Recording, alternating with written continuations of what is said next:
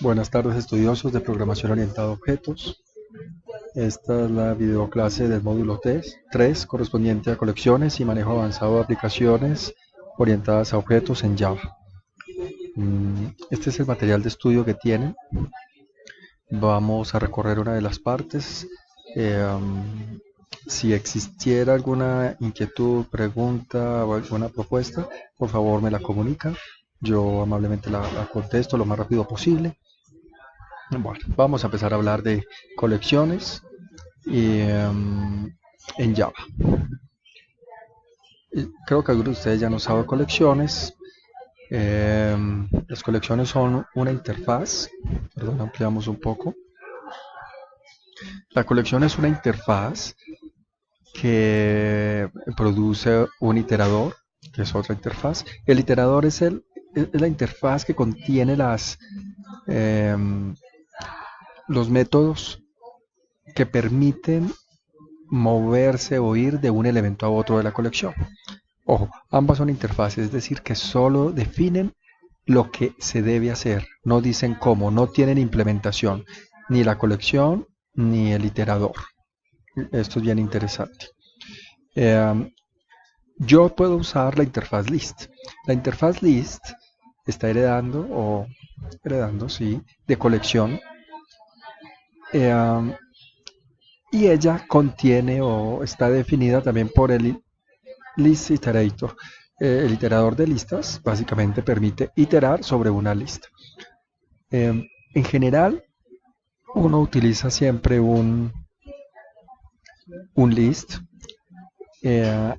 pero como estas son interfaces, tienes que utilizar una clase que no sea una interfaz, y una de las que casi siempre se utilizan es el ArrayList. Se pueden usar también los vectores, los linked list, incluso los diccionarios, pero el ArrayList es el que fundamentalmente se utiliza. Tengan en cuenta lo siguiente: una colección es un conjunto de elementos de algún tipo. Uno puede definir una colección de objetos, de object, con lo que permitiría colocar cualquier tipo de objeto en cada posición de la colección. Ustedes ya vieron arreglos, pues un arreglo es algo así como una colección, y en general se comporta similar. Lo interesante acá es que las listas, los array lists, las colecciones, no tienes que definir el tamaño al comenzar el programa. No tienes que decir cuántos elementos va a contener. Tú simplemente le dices que adicione elementos, o que borre elementos, o que busque elementos, o que ordene elementos. Con lo que se simplifica toda la manipulación de los datos dentro del arreglo o dentro de la colección. Entonces, si te hablan de colecciones, realmente están hablando de listas o de arreglos lista, array list. Básicamente están hablando de un tipo de dato abstracto que permite contener o almacenar diversos objetos dentro de su estructura para poder adicionarlos, eliminarlos, consultarlos, ordenarlos y hacer cualquier tipo de operación sobre la colección, sobre la lista. Entonces no hay que asustarse si le hablan a uno de colecciones o de listas o de array list. Son simplemente conjuntos de objetos o de datos. Bueno, en general este es el diagrama, el mundo, el universo de clases que permiten el manejo de datos en Java, de datos en memoria, ¿ok?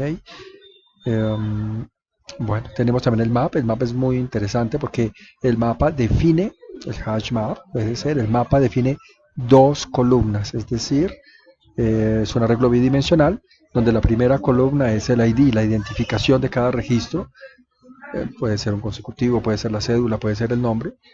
Y el segundo atributo, la segunda columna, define la información que va asociada a dicho ID, a dicha identificación.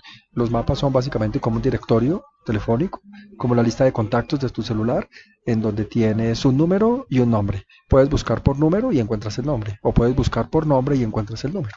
Es básicamente un mapa, se llama map. Generalmente se usa para almacenar ese tipo de información, directorios telefónicos, listas de personas que tienen identificación y nombre. Bueno, Es ese tipo de estructura. Es muy útil. Y simplemente al mapa tú le adicionas, tú lo ordenas, tú le consultas y él se encarga de resolver todo lo que tiene que ver con la gestión, el manejo de los datos. Vale, vamos a avanzar un poco más. Este es un ejemplo de listas, simplemente.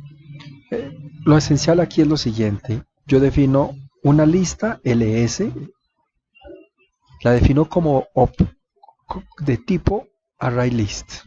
Va a contener enteros, strings. Sin embargo, a este lado no tengo ArrayList, tengo list. Recuerden que list es una interfaz y ArrayList es la clase. Esta clase sí contiene las implementaciones que requiere la interfaz list. ¿Cuáles implementaciones? Los métodos, como por ejemplo add, como por ejemplo todos los métodos de iterator, como por ejemplo ordenar, sort, y muchos más. Tú puedes preguntarle la cantidad de elementos, puedes adicionar, puedes buscar, puedes borrar todos, puedes borrar algunos. Todo está definido, todos los métodos ya están definidos en la clase ArrayList. No tienes que programarlos, solo tienes que utilizarlos. Vale. De vuelta a nuestro ejemplo. Vamos a empezar a leerlo. Es necesario importar iterator. Iterator es la clase que nos va a permitir ir de elemento en elemento, iterar sobre una colección. También está list. List es la clase, en este caso la interfaz, que define qué debe hacer la lista. Y ArrayList contiene la implementación de los métodos de la lista. Nuestra clase se llama ejemplo. En nuestro método principal vamos a definir la variable ls, que es una variable de tipo ArrayList, es decir, se comporta, tiene los métodos y los atributos de un ArrayList. Y la interfaz con la que le estamos haciendo es la interfaz list. Algo interesante, y es que el ArrayList va a almacenar string, no enteros, no float, no ningún otro tipo de dato, va a almacenar string. En este caso simplemente le decimos a la variable ls que adicione 4 strings. El primero dice 1, 2, 3, 4. Y luego definimos un iterador. El iterador se va a aplicar sobre la lista. Esto es para poder, como ya les he dicho, ir de elemento en elemento. Utilizamos el ciclo while. Le preguntamos al iterator de si existen más elementos. ¿Tienes un siguiente elemento? Has_next. Si existe un siguiente elemento, entonces realiza la iteración. ¿Qué pasa si la lista está vacía? Que simplemente el iterador va a obtener un false en has_next. Eso hace que no itere, es decir, el programa terminaría sin imprimir.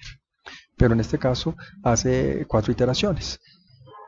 Dentro de cada iteración lo que se va a hacer es lo siguiente: se define una variable tipo string para obtener el valor y al iterador le decimos que vaya al siguiente elemento. En el primer caso, el siguiente elemento es el primero y lo retorna como un string, es decir que value, el valor, la variable que definimos va a contener el valor del primer elemento, que en este caso es 1. Y luego hacemos simplemente una impresión, valor igual a value. La variable valor simplemente contiene el valor y lo va a imprimir. Como les dije, repite 4 veces. ¿Por qué 4? Porque cuando llega el cuarto y lo imprime, al preguntarle que si tiene un quinto valor, pues no lo tiene. Y simplemente el while termina. ¿Ok? Espero que quede claro este mecanismo. Este mecanismo es el que se debe emplear en general para definir una lista, adicionar valores y recorrerla.